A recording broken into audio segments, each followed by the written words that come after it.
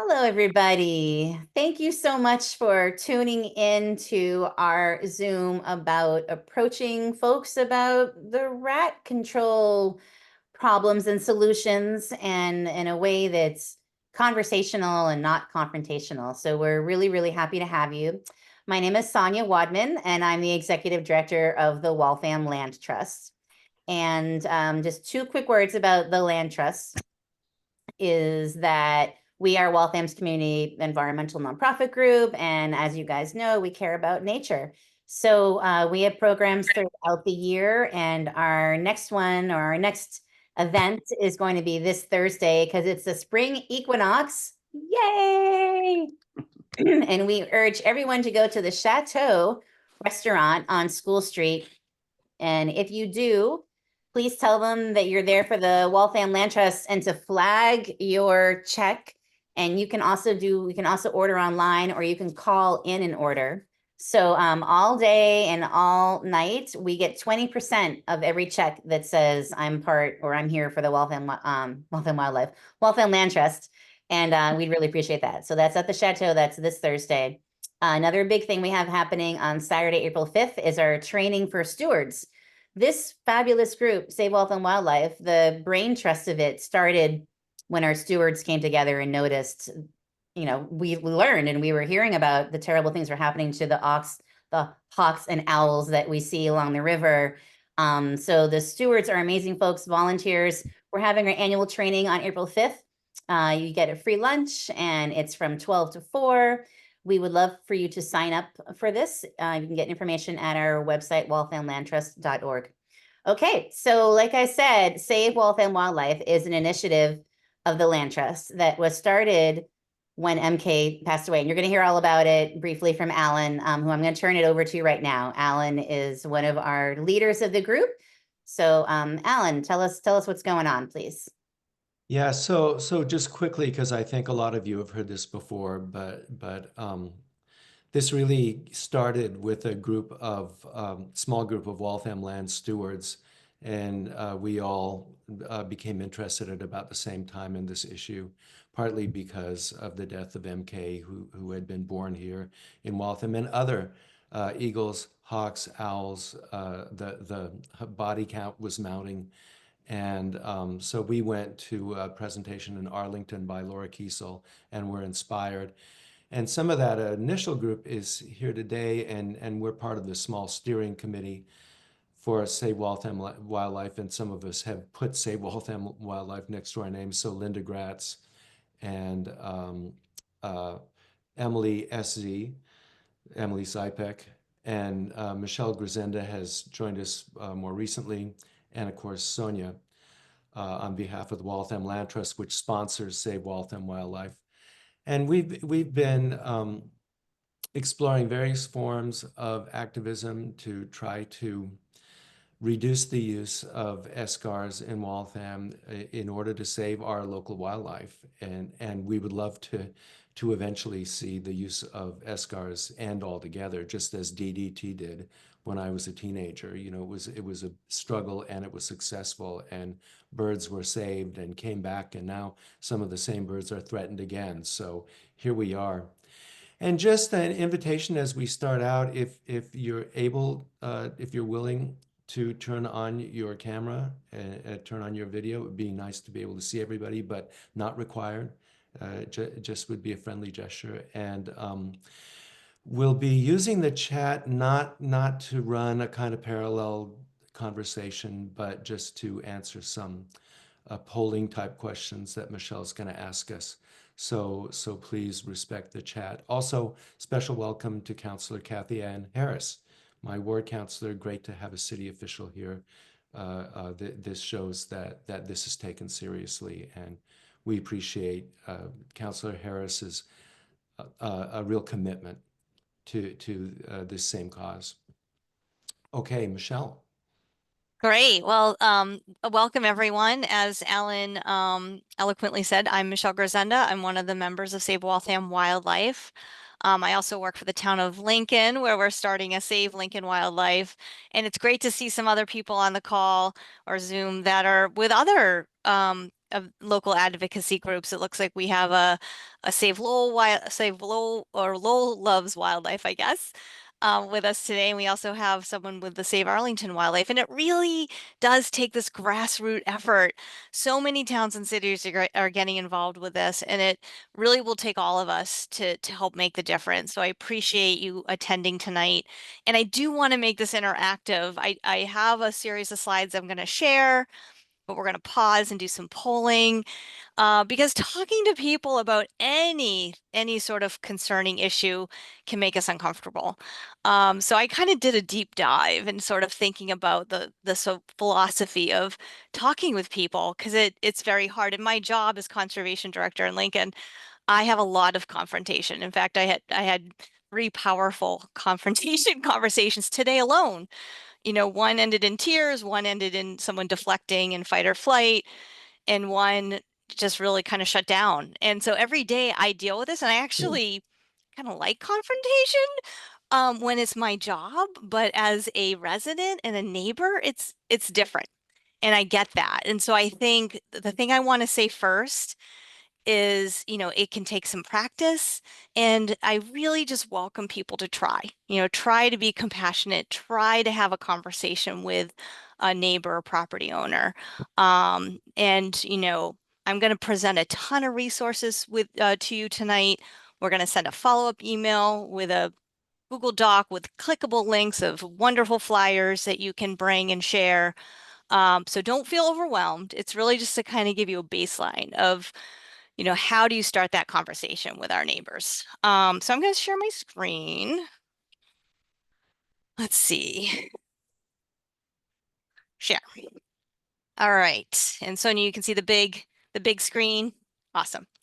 Okay, perfect. So I am going to spend a few minutes talking a little bit about the rodent poison, SCAR 101. I think everyone on this Zoom probably knows about it, so I'll go quickly through it because really what we want to do is spend a lot of time on how to prepare and how do we go about talking to neighbors or property owners about trash issues, about bait boxes, and about other problems we see that is causing the rat population to skyrocket. We're also going to talk a little bit about how do you talk to your city officials about the issue. And again, it's great that we do have a city councilor with us tonight, and we're trying to do some advocacy on that front as well. We've got some case studies, some success and not so success stories, or maybe I should say work in progress stories from some of our task force members. And then lastly, we'll be sharing a lot of resources. All right. So as Alan mentioned, Save Waltham Wildlife's mission is to save Waltham wildlife by reducing the need for and eventual ending of the use of SCAR rodenticides in the city of Waltham. And we work to achieve that goal through education, advocacy, and promoting alternative methods. Okay, so again, likely we all know what the problem is here. There is a suite of rat poisons called SCARs, second generation rodenticide poisons that are used predominantly by our pest control companies. Last year alone, over 500,000 pounds of SCARs were used in Massachusetts. It's their primary poison that many will use to basically attract rats and rodents to a box, and then they'll ingest this poison and essentially start slowly be poisoned. That poisoning causes their body to sort of hemorrhage, bleed out, but it takes 2 to 10 days for the animal to die. And in that time frame, they look very tasty to a lot of our predators. And so what happens is a fox or an owl or hawk will see a slow moving mouse or rat, and it makes an easy meal. And then that poison though bioaccumulates in our predators, eventually having the same effect that the poison had on the smaller rodent. And a lot of our coyotes, foxes, hawks, and owls are becoming sickened and dying from these poisons.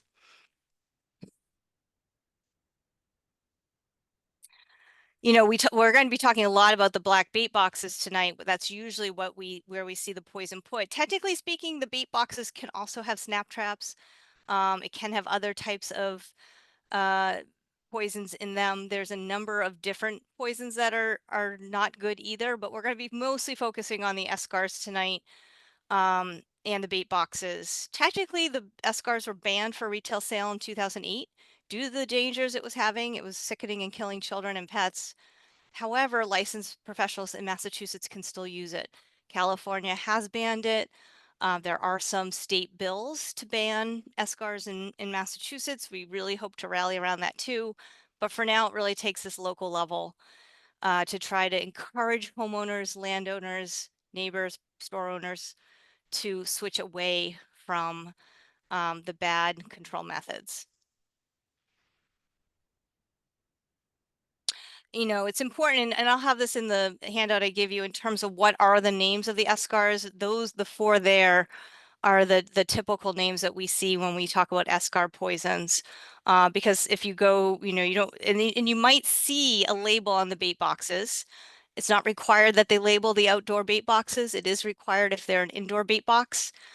So it's always good to look at the label and see if there's any information on it. And that's these kind of poisons are good to keep in mind the names of them so that you can, if you see a label, I always just take a picture because I can't remember the names of the four poisons either.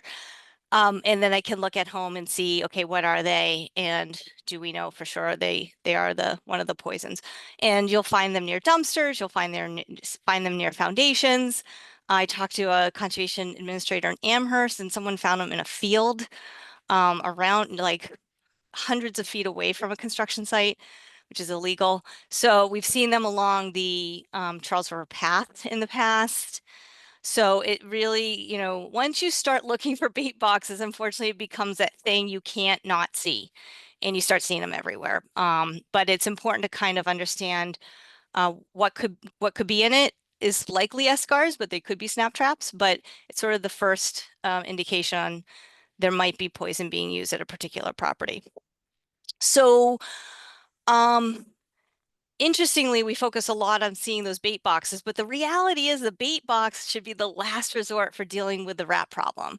Ultimately, in order to control a rat or rodent problem in Waltham or any town or city, is you need to look at what's called an integrated pest management plan and or IPM. And what we look at first is excluding the rodents from entering inside a building. We look at starving the rodents, making sure that they don't have available food sources. And lastly, targeting them with snap traps or electronic traps. And then as a last resort, there are some types of, I guess it would be called poisons that are non-escars that could be used in a very targeted approach that should not be a long-term approach though, however. And again, remember, of course, we all admire and love our hawks and owls. They do a great job at really controlling the rodents as well. So really encouraging our predators is the most important thing to do as well. So we're going to spend just a couple minutes talking about exclusion, starvation. There's a fabulous website called Raptors Are the Solution. They have tons of flyers with things that I always print out, and I have them in my car. So if I'm going to talk to a homeowner or a store owner, I have them with me. And, so in terms of excluding, it's really about sealing those entrances, which is tough because a lot of our buildings are old. It can be very difficult, but there's a lot of simple things that can be done in terms of looking at small openings where wires are coming into your buildings.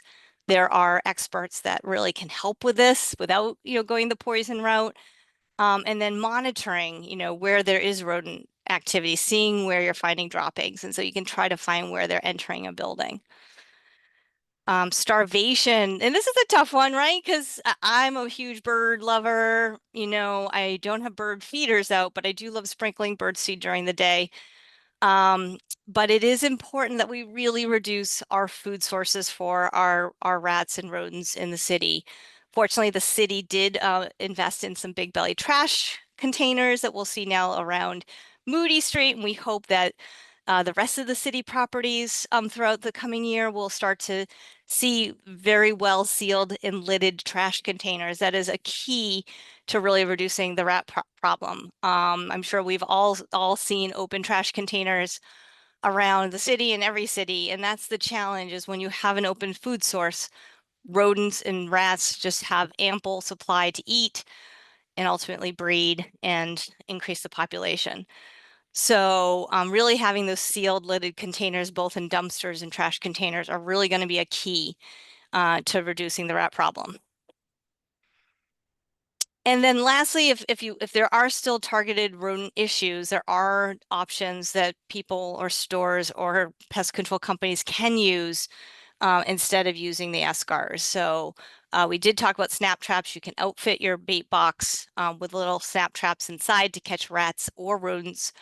I've heard great success with these electronic traps, which basically a rat will go into the electronic trap, and when their foot and tail or their mouth and leg touch two nodes of the electronic device, it electrocutes them. But it won't have any. These are control options that will not have any deleterious effect on any other animal other than the rat or rodent you're trapping. There are carbon dioxide sprayers or dry ice that certain companies can use if you have a burrow, and you can a pest control company can inject the carbon dioxide into the burrow itself or dry ice and actually kill several rodents underground, which is great. And then there are some types of bait options like vitamin D3, I think, that can be used for a very short amount of time to help control an infestation. Okay, so again, the solution starts with us, and I think I'm probably preaching to the choir here, right? Making sure that we're being mindful of all these things, and that we're doing this on our property so that we can talk to others about hopefully the solutions we've created and the examples that we have had successes on our own properties. So quick poll, here's my first chance to see if I have any volunteers who want to talk about having experienced a rat or rodent problem around Waltham, or if you're from a different city, your particular situation and what the problem was. Is anyone wanting to share a rat issue that they've encountered specifically? And I can see everyone. Yes, I see Ruth, your hand's raised. Feel free to unmute yourself. Hi there. It's great to be talking with the Waltham group again. I used to was a longtime resident of Waltham before moving to the sister mill city of Lowell about 15 years ago. I was on the Grow steering committee for many, many years. So, of course, moving up here to Lowell, I had to have myself a garden, you see. And everything went fine for about 10 years actually. And then the rats showed up. As I think it was the wave of increase in rats that everyone was seeing here in Massachusetts and across the country. So of course I wasn't going to use any rodenticides at all. So working with a local pesticide person, he says, "Well, you're tying my hands, if you don't want me to use those rodenticides." And I says, "No, I don't." So eventually we got to the contraceptives, the Evolve, those little sausages that we saw on your previous slide. So I've been using that for the past year, and it has had very, very good results. So I have a garden, so I can't stop feeding them, but I did take down my bird feeders, sadly.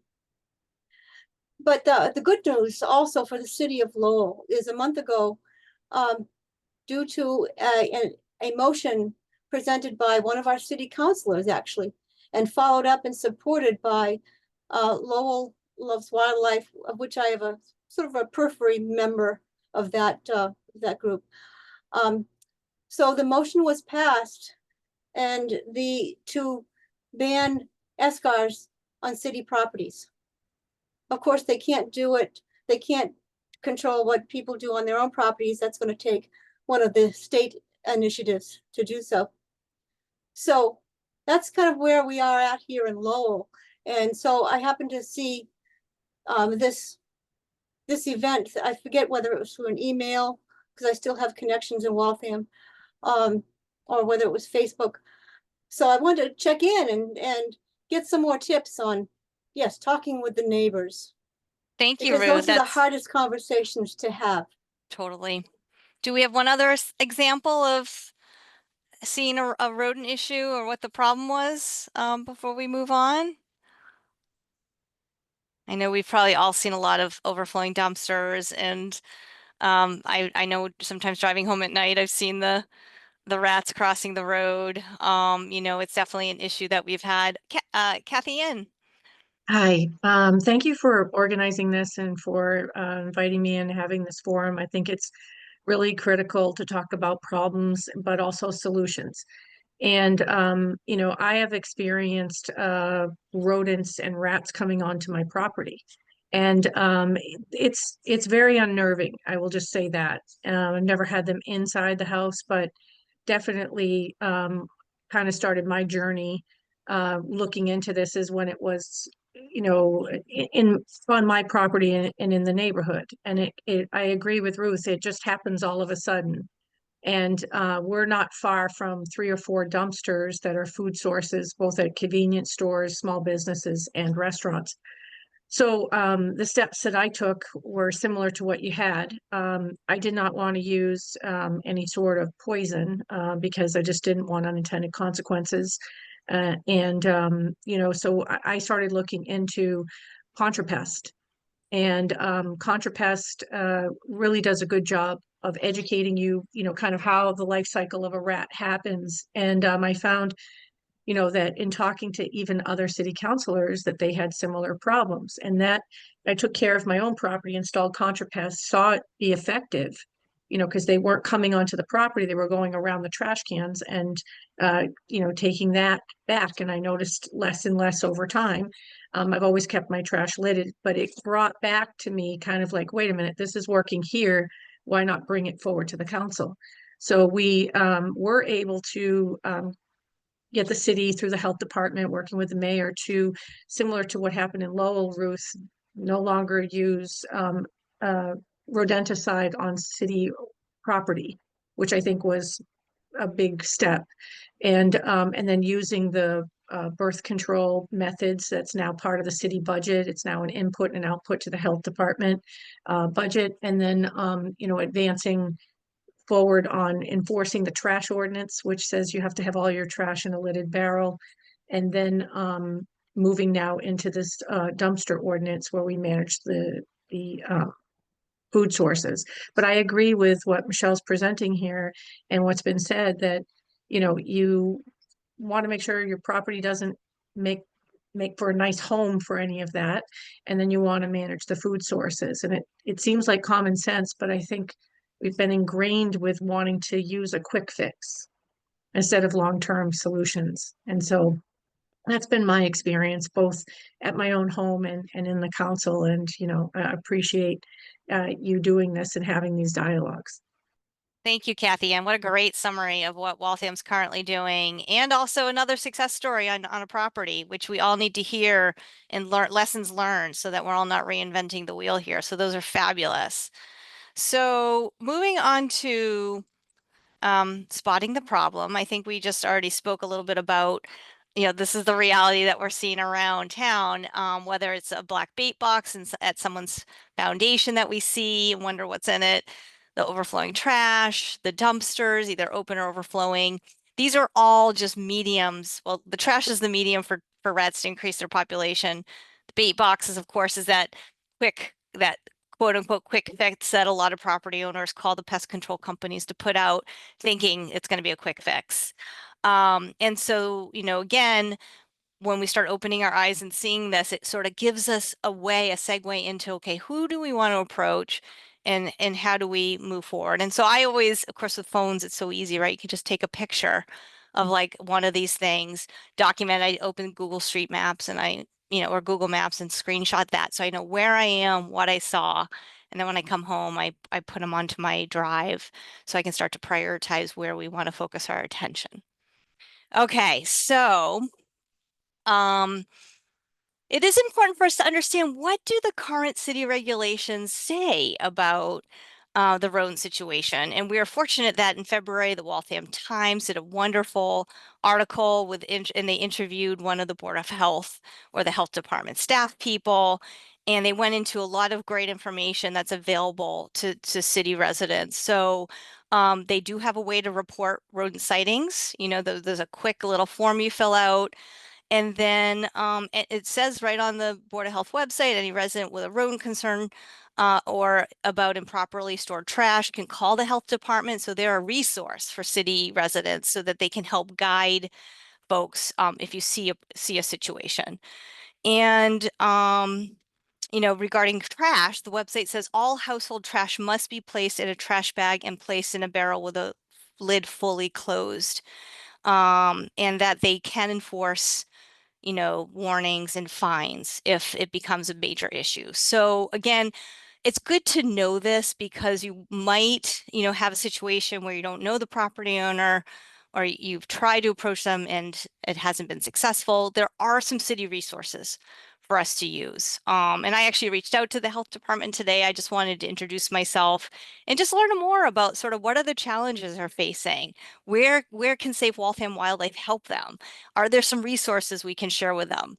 Because unfortunately, some of the web links right now go to the CDC, which were very informative fact sheets, and everything's been shut down on the CDC sites on this. So they're all page not found. So, you know, there's an opportunity for us to share some hopefully new resources with them so that we can get that info out to our residents. And okay, so now getting into like talking to people. You know, the reality is, folks, that when it comes to bait boxes, at least, right, it's not illegal to use escars. And most of the time, people just don't know what their pest control company is using. So it's a perfect opportunity just to have a polite and passionate conversation with a store owner. With the trash problem, there's variable issues surrounding the trash problem, whether it's a big apartment complex and you're dealing with tenants, or you're dealing with not a big enough barrel. There's a lot, and just not putting the attention it's needed. You know, like what Kathy Ann said, it's not the hard stuff is picking up after ourselves, getting it into the trash barrel. I've always, you know, I've gone out there on a rainy day and I'm like holding an umbrella and I'm holding my backpack and I'm holding my cup of coffee and try to throw the trash in the trash bin and it falls to the ground. And I think everyone on this call is probably the type of person who would put everything down, pick up the trash and put it in the trash bin, but there's plenty of people who don't do that. And so that's just magnified throughout the city, throughout Massachusetts, throughout our country. So it's really important to just kind of set that mindset that really poor practices affects the entire city in whatever city you're in. So let's talk about, you know, thinking about approaching a neighbor or property owner about a situation. Just kind of put that in your mind and think about, you know, what fears prevent us from talking to our neighbor. And I'd love folks to either put in the chat or raise your hand. I can still see you all. What are some of the fears we might have on talking to our neighbor or property owner about this? I'm trying to find my chat section. Here it is. Let me see in case anyone. Oh, good, Meg. Yeah, rejection, right? Like we don't want people, you know, we're afraid of confrontation. People often are startled when you talk to a stranger, so they might reject what we're trying to say. Any other thoughts? Well, Meg also said, or discord, which I think is a different thing, you know, like, oh, you don't want to be butting heads and causing some stress with your neighbor. Totally Totally. correct. Totally. Yep. Good. Kathy Ann also mentioned about people don't want to admit that there's a problem, right? Great. Michelle, negative reaction, someone getting defensive. We all have sort of gotten that fight or flight, right? It's very difficult to just have a humanly conversation with a stranger sometimes when it's an uncomfortable or a concern issue. Linda, perfect. People get defensive and that leads to anger. You know, how can I keep that from happening? Good question. We'll hopefully have some solutions for you tonight. All right, so let's see if we got them all or some of them, right? Also just, you know, these are our neighbors. We want to have a good rapport. You have one angry like conversation with a neighbor that can be, you know, a 20-year issue now you're dealing with. So it is very important to kind of think about these conversations we're having. Yeah, not, you know, embarrassment of seeming judgmental. And how about fear of not having a good answer, right? I mean, early on in this struggle, I talked to a pest control company at my office, and I was, you know, talking to him about, you know, escars, and he's like, well, what else can I use? And I was like, you're the pest control company, you should know. But that was not the right answer. I've had a better answer now, of course. But, you know, making sure that you feel comfortable and we have resources for you. So, thinking from the other side, right? If someone was going to connect with us about a problem, and what might someone be defensive? Why might someone be defensive when approached about rats? Thinking it from their perspective, I'll just put this up here. You know, shame, embarrassment about having a problem. Again, that fear of conflict comes from both sides. Confusion about responsibility, like trying to understand, you know, maybe it's a apartment complex and they're only part of the problem and they see it as a bigger issue. Denial is often the common first reaction. So I thought it might be helpful here, and I had this different on the agenda, Alan, but maybe having a local success story, like a story of someone who approached a neighbor and actually had I think, a very positive outcome. And so I'm hoping, Alan, you might be willing to share with us. Yeah, happy to. Should we go should we turn off the share for a moment while we do this? Yeah. Sure. Yeah, so I've had a couple of successful interactions with neighbors, and my impression is that people don't want to invite rats onto their street and into their homes, you know, their basements, their yards, but they just may not have thought something through, or you know, they might know something about a problem and they don't want to address it until somebody else encourages them to. So I'll just give you one quick example. Right on my block, there's a little kind of unmarked church, and it has a predominantly Spanish-speaking congregation and nice people. You know, I like having it there. I pass by it and listen to the music sometimes. And one day, one afternoon, I noticed that someone, I think for the best of reasons, you know, best, really well-meaning reasons, had put out food right on the sidewalk in front of the little church. But they had put out bags of grains and cereals that were not sealed in plastic or anything. They were just there. And by the time I saw it, squirrels or rats had already gotten into it. And, you know, you can see flakes and grains spread on the sidewalk around it. And I happened to walk as I saw that. Maybe it was the next time I saw it. The neighbors of that church were out front, and I just started talking to them about it. And I said, "Oh yeah, do you know who did that?" Yeah, and they did. And I said, "Yeah, well, you know that there's a problem here." Because look, animals have already gotten into this, and this is just like a welcome mat for rats and other rodents. And you know, if you start seeing them on your property, it's because somebody's feeding them. And then, you know, it was a very nobody made any promises, nobody was defensive, and then the next day it was all gone. So I've had the same experience with just bags that were left in front of a house, and I think, you know, this is contrary to what one of our handouts says, but I think it's useful. It can be useful to have these conversations when you can see it right there, and especially if it's already been ripped open by some critter. People get it, and again, you know, nobody wants rats, and people just may not think it through. Same thing with bags in front of somebody's house, like, oh, it looks like somebody dumped some trash bags in front of your house. And you know, you don't say that they did it. You just act like you're outraged on their behalf. And yeah, you know what's going to happen with rats and stuff. And then they're gone the next day. So I have had a negative experience. We don't need to talk about it, but sometimes you do get resistance. And in that case, I did call the health department, and this really nice guy, I think it was Thomas Creanti, came out and you know, addressed it, and it didn't entirely solve it. This person was not a nice person, you know, and I'm sorry to say that that property has rats to this day. And they have vitamin D3 because they got a nice, you know, green pest control company, Green Planet. But the person that made the problem is long gone. The house now is, you know, is just a rat attraction from that history. So people should know that this can become a really long-term problem. That was super helpful, Alan. Those are two really good examples, right? Because it can go different ways, and it just depends on a lot of factors. So I'm gonna actually jump right into some other slides that gets right at the heart of this. Share again. Okay. So you guys can good. Just getting my screens all set up here.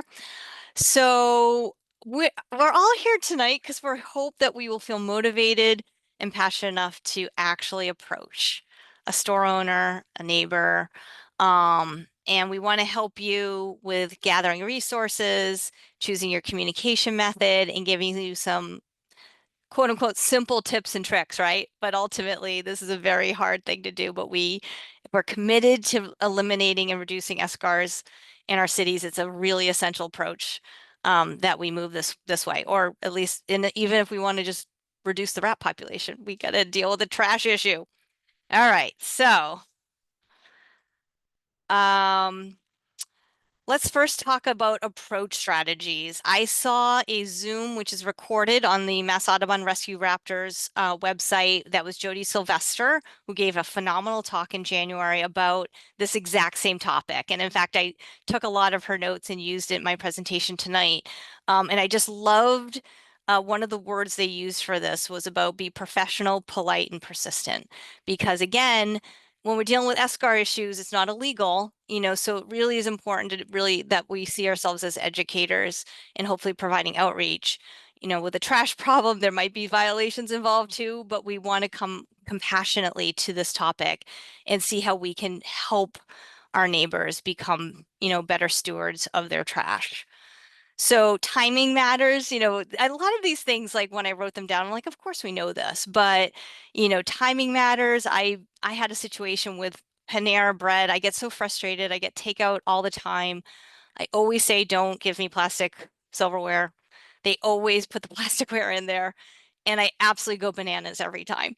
And usually I go in, I do a survey and I tell them I want to talk to somebody. No one calls me back. And finally I went in there the other day and I opened the bag and the plastic's there. And I'm like, I need to talk to a manager now. And it was totally inappropriate because it was their busy time. And the guy was super stressed. He was nice. He was all about customer service. And I was like, why do you include plasticware? And he's like, well, it basically the default is you don't get it. And so we assume everyone wants it. So we give it to them. So it's like, but I don't want it. And this is a waste and it's an environmental problem. Please stop. And I said, will you stop? And he's like, I'll talk to my employees. Of course, the next time I went in there, I still got plasticware. But again, I was emotional about it. So I didn't handle it well. It was during their busy time. So I probably didn't get to talk to the right, you know, the person in there. They weren't calm enough to really hear me. And, you know, again, thinking about our timing and assuming positive intent. Like his intent was it's a default that you don't get plasticware. And most people probably picking up takeout at Panera are not going home and eating their salad. They're sitting in their car and they're trying to eat and they need plasticware. So thinking positive intent, you know, in the case of rats, again, nobody wants rats. Like Alan said, you know, nobody wants a huge population of rats in our city. So making sure we understand what the intent is. And, you know, again, those neutral observations, like Alan said, like, oh, do you see the food over there? And, oh, do you see that, you know, opened trash bag? And I saw a rat there last night and, you know, it's causing a real problem for our neighborhood. And coming with solutions, not just complaints, is a huge focus. Again, this sort of stuff we probably were all taught, but when you're in the heat of a frustrating issue that you're trying to talk to, it's easy to forget. So I just have it on the slide, you know, making sure that we are being empathetic with the situation. You know, I approached a department actually in the town I worked at, and they didn't know what the pest control company was using. And I asked for the data sheets in the SCARs, in the bait, in what was in the bait boxes. Turned out it was SCARs, and I kind of explained the problem, and they immediately were like, "Oh my God, I had no idea. I had no idea we were using SCARs." And they called the pest control company and they switched to snap traps. So a lot of this is, understanding what the options are and suggesting specific solutions. The handout we'll give you after does have some sample scripts so that if you did want to email or text instead, you could, but really in-person encounters seem to be more effective. I know it's not the most comfortable thing for some of us, so, do something. If best is in person, but you can always shoot an email or a letter as well.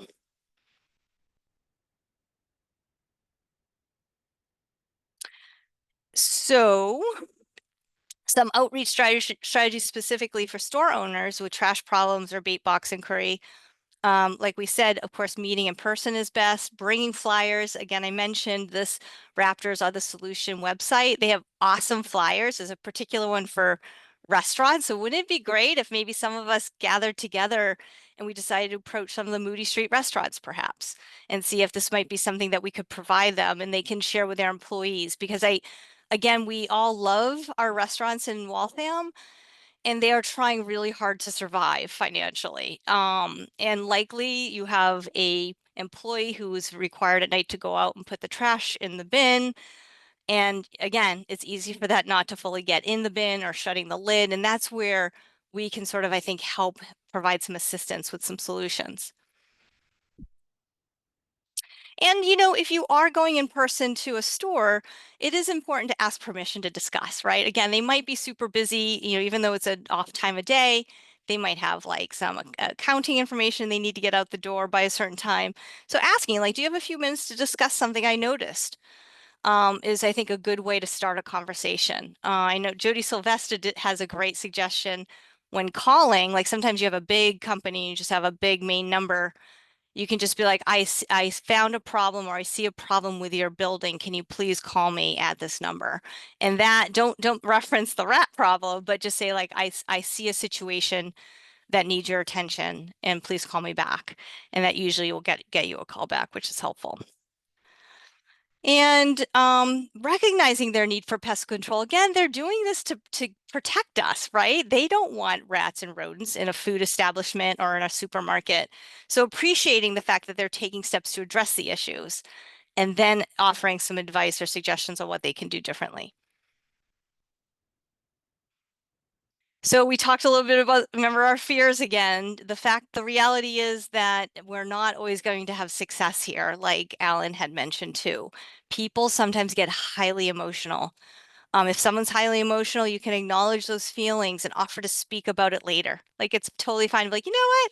Let me come back later and we can talk about this at a different time and just sort of diffuse the conversation. That's how you sort of pause when someone is highly emotional.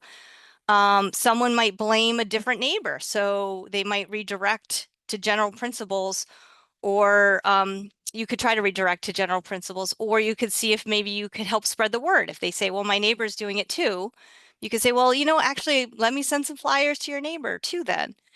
There could be skepticism about effectiveness, so you could share specific success stories from other neighbors, like what Alan was saying, I think is a great example.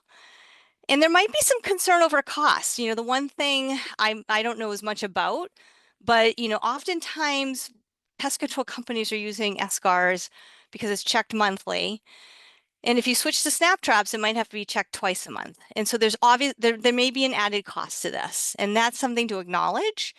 And again, Jody Sylvester had a great statement for that when someone says, like, is it going to cost me more money? You could say it might cost more money, ask your pest control company, but in my opinion, it's a small price to pay for being a good steward to wildlife in the community. And plus, it'll keep the natural rodent control healthy, our hawks and owls. And I think that's such a great statement, that, to do the right thing, it often does cost us money. And so we don't have to go with the cheap, easiest way for pest control. We can look at alternative methods that might cost a little more. And the birth control that we heard today, again, I don't know a ton about it, but it seems to be getting more effective. So hopefully pest control companies will start to use that more as well. And the costs will start to go down as well. And if questions arise that you can't answer, that's okay. You could just note the question and let them know you'll find out the answer, and Save Waltham Wildlife is here to help. So, if you do get ignored, which you likely will in some ways, it's important to remember to use all forms of correspondence. In one case, we started with a letter, and then we went in. My husband went into a store and spoke to an owner, and we're going to follow up with additional people going in as well. So the key to remember is people don't necessarily, they have a lot going on in their life. We all have a lot going on in our life.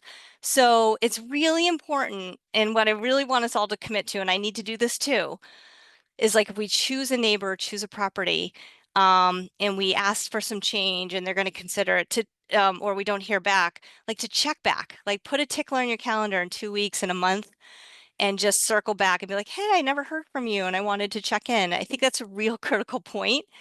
And we should just assume that's going to happen. Like, just put that in your mind. Like, we're going to have to check back on this. And if you do continue to be ignored, there's reinforcement. If it's a neighbor and it's a trash violation, you can call the city.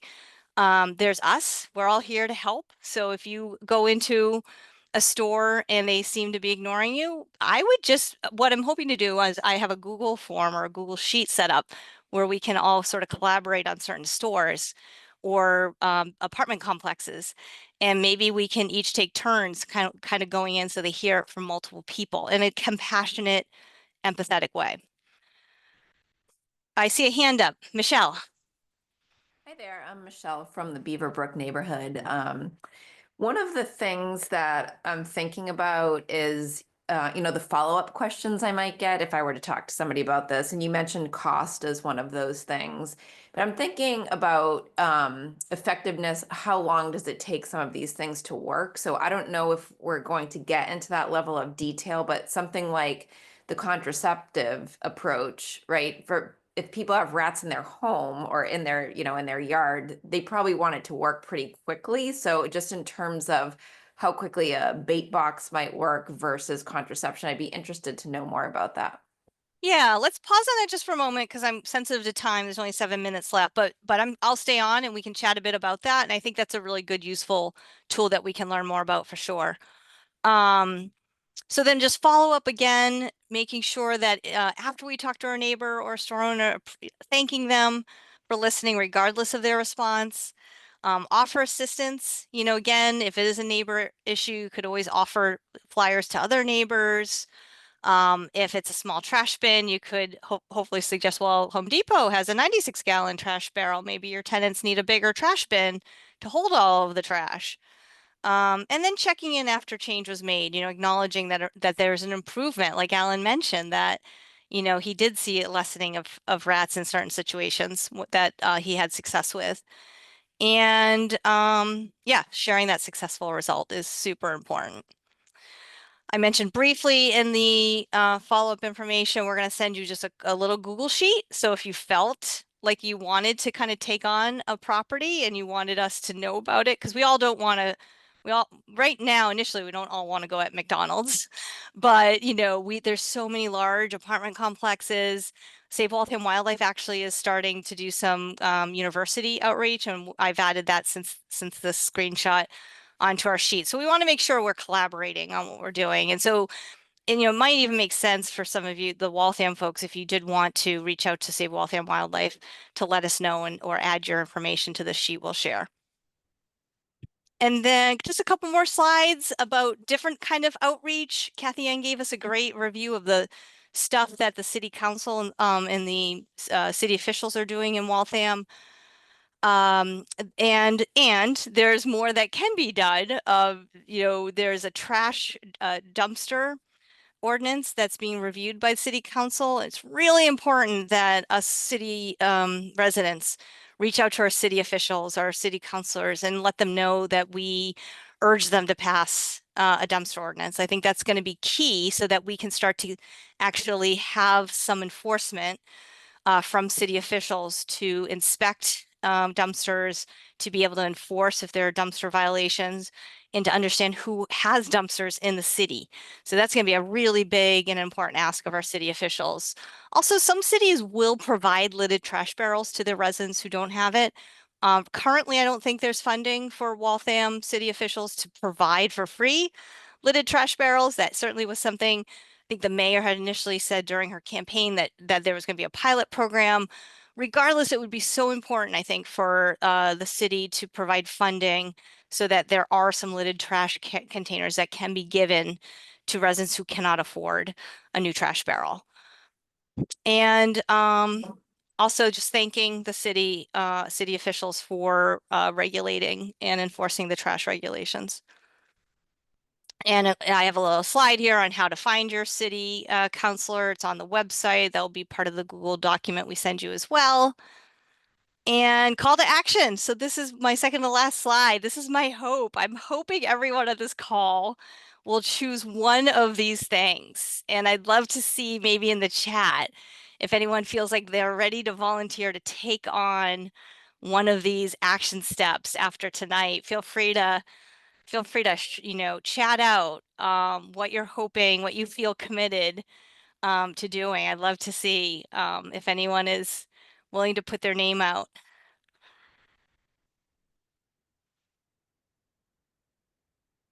And again, and some of I know have already done some of these things, which is also great. So think about these things. And we really want to all start, taking action on this. Kathy Ann, thank you so much for mentioning that regarding the dumpster ordinance, the first reading passed on the revised ordinance on March 10th, and the second and third reading required to pass the ordinance for trash and dumpsters. So there's a couple more readings, some legal advertisement, probably some hearings.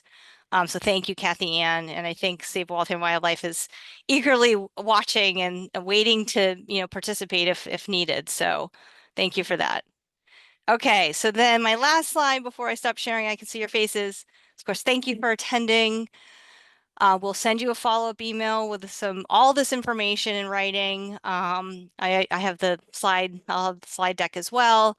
If you haven't officially joined Save Waltham Wildlife and you want to get our, bi-monthly email blasts, there's a tiny URL with a Save Waltham Wildlife SWW pledge 2025 that you can sign, tiny URL / and you can be added to our list. If you're already getting our Save Waltham Wildlife emails, that means you're on our list, so you don't have to worry about that as much. Questions can go to savewalthamwildlife@gmail.com. And thank you to Mass Audubon Rescue Raptors for a number of these slides. And thank you to some of our Save Waltham Wildlife Task Force members who have taken some of these fabulous pictures as well. And I will stop sharing so I can see your faces and see if there are some questions that people have or burning issues that we didn't address. We can go back to Michelle's question about timing of effectiveness of rodent control if there aren't any other questions.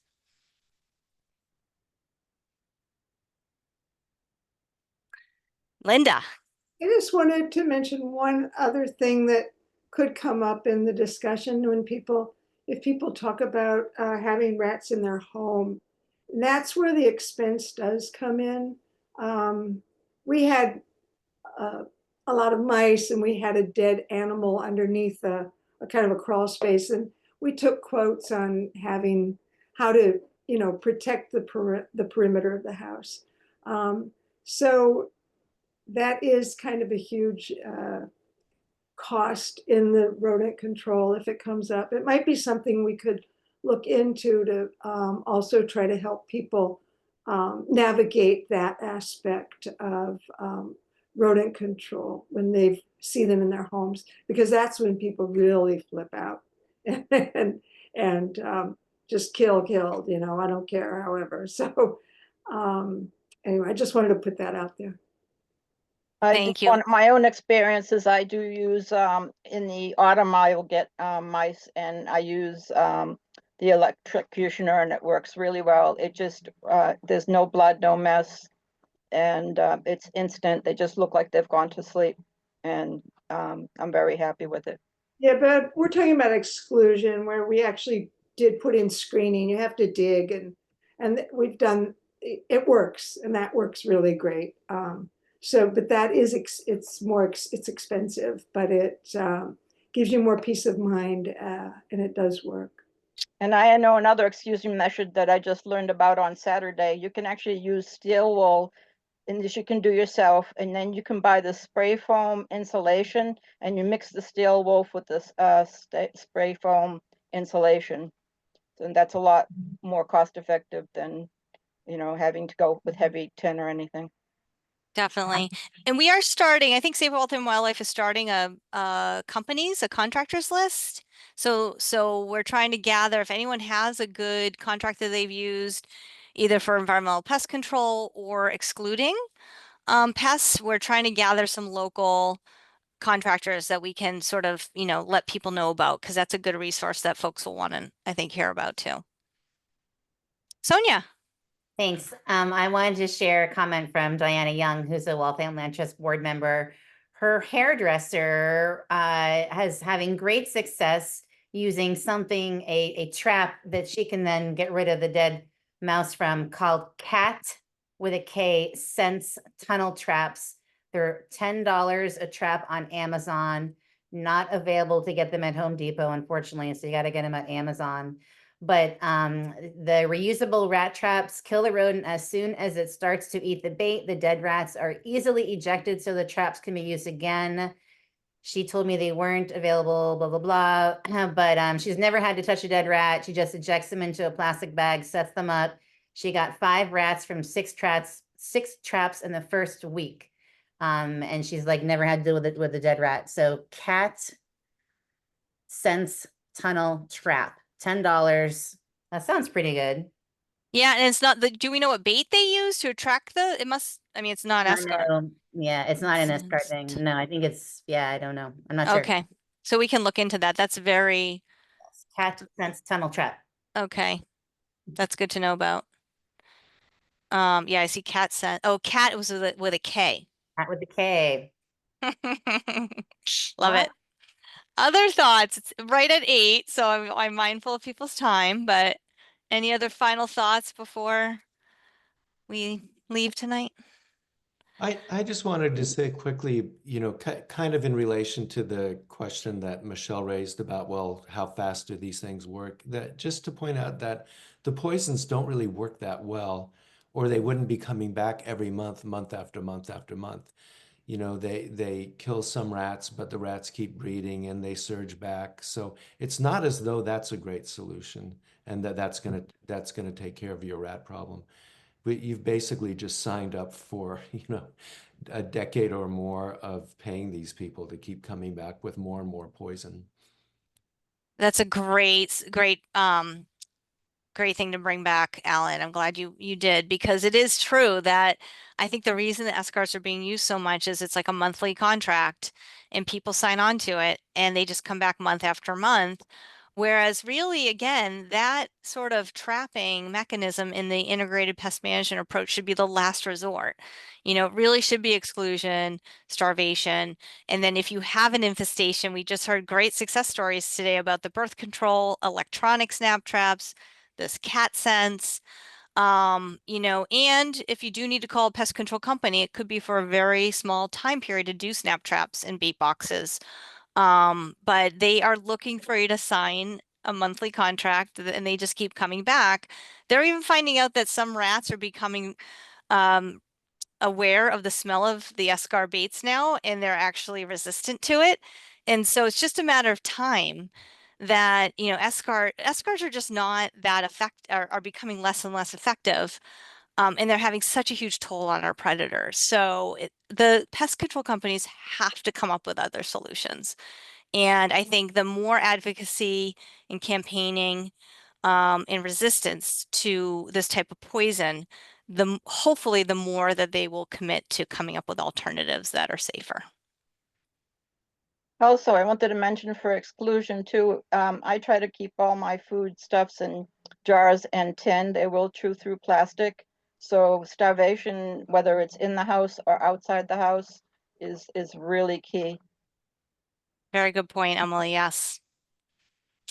Can I just say one other thing too? And when you are gonna, if you are gonna talk to a property owner or your neighbor, also include that outdoor pets are really having, they're also suffering, and eating rats. I personally know 3 people, or maybe it's one woman whose dog 3 times, ate a rat, and this animal, I can't believe it survived this, but it was terrible, and as Denise was saying, you mentioned that even children, don't necessarily know what's going on. They might be touching, because sometimes those cubes get dislodged from the bait box, and that's what the dogs and maybe children or whatever are going after. It's like a green, like a Rubik's cube kind of thing, or styrofoam or whatnot, but it's something that definitely our outdoor pets are getting injured and dying and suffering terribly. So mention that as well, because it's not just the hawks and the eagles,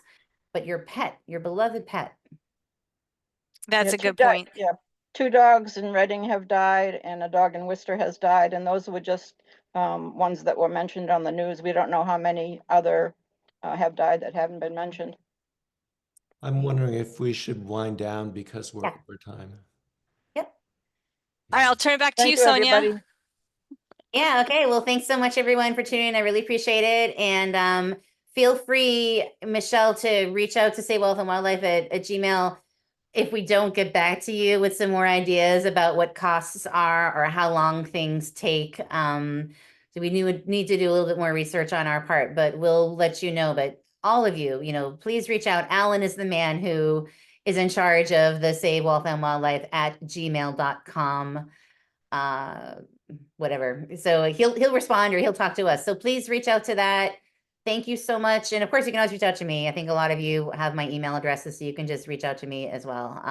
Thanks again to Councillor Harris for joining us. I really appreciate your time and keeping us updated. And we will do our best to let all of you guys know, like, it's having its reading tonight or next, usually Thursday is when the docket comes out for city council. So we should, and it's every other week, of course, is when council meets. So we'll try to let y'all know, because it definitely sounds like Councillor Harris would like us to do another reaching out to our councilors saying, hey, the dumpster ordinance is here. Let's approve it now, or on Monday, whenever it is, whenever the next Monday is. Okay. Thank you so much. Really appreciate everyone's time. Thank you. Thank you. Thank you. Thank Bye, you. everybody. I'll put this recording, I will send it all to you, and we'll get you all the resources that you need. Michelle referenced a follow-up document, so you'll be getting all the resources shortly. Thank you.